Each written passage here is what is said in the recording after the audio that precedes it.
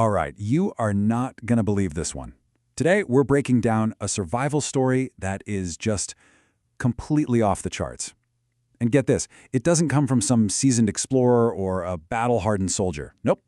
It comes from a student, a guy named Sapphire, just telling a story in the middle of his classroom. And it all kicks off with this really simple question from his teacher, Sir Riz. You can just picture it, right? The whole class is leaning in, kind of curious. But seriously, nobody, and I mean nobody, could have been prepared for the answer they were about to get. Because here's the thing. Sapphire doesn't start his story like he's some poor victim. Oh no, he begins it as the hero, a savior, almost like a messianic figure, sent to help the desperate masses. I mean, listen to that opening line. Right from the very first sentence, he sets the stakes. He's not just a boy in trouble, he's an angel in the middle of the sea. And that heroic viewpoint, that's the absolute key to this whole story. You got to keep that in mind as this all unfolds. So you're probably asking, okay, how does an angel end up in the middle of the sea? How do you get from the comfort of your own home to the open ocean? Well, for Sapphire, it was an overnight transformation, literally. And this is where the story just gets completely wild. He doesn't just wake up surrounded by water. He wakes up on his own bed, which is now floating like Aladdin's magic carpet. I mean, the line between reality and an adventure movie, poof, it's already gone. So, you're adrift and alone. What's the first thing you worry about? Survival? Rescue? Not if you're Sapphire. His first thought is for his socks. Yeah, his socks. He says it's the only place to keep money and valuables safe because their odor keeps everyone away. His priorities are, well, they're unique. Okay, so just when it seems like all hope is lost, something appears on the horizon. It looks like salvation. A rescue for our hero adrift on his magical bed carpet. Or so he thinks. He sees these black shapes, what he thinks are ships, coming right for him. Hope is surging. He grabs a red scarf, which is pretty ironic, as you'll see in a second, and starts waving it frantically, trying to get their attention. The tension is building. And boom, here is the first major plot twist in his epic tale. Those weren't ships, they weren't submarines, or even big sea creatures. They were, of course, bulls, swimming in the sea. And they don't come to help him, they immediately attack him and his bed. Now for most of us, being lifted into the air on the horns of an angry bull would be terrifying, probably a life-ending moment. But for Sapphire, oh, it's a coronation. He instantly decides that this violent attack is actually the bulls choosing him as their king. It's just a perfect example of his reality-bending worldview. But his reign as king of the sea bulls is tragically short. He figures out that love wins everywhere because his bull subjects promptly throw him through the air, completely abandoning their new king for a passing milking cow. A pretty swift and brutal dethronement.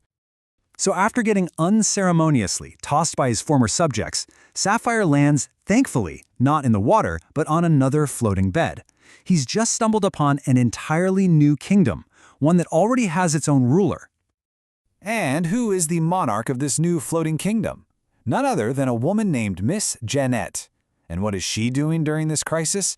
Well, she's busy making videos, telecasting her beauty in the bluish water. A very different style of leadership, let's just say. So, what does our hero do when faced with a rival monarch? He says he had to make a sacrifice to prevent future conflict and, more importantly, to save his own mighty bed. He helped her get out of this miserable situation. He gifted her soul to the sea. Just notice that language. He didn't push her, he gifted her soul. That heroic narrative must be maintained no matter what.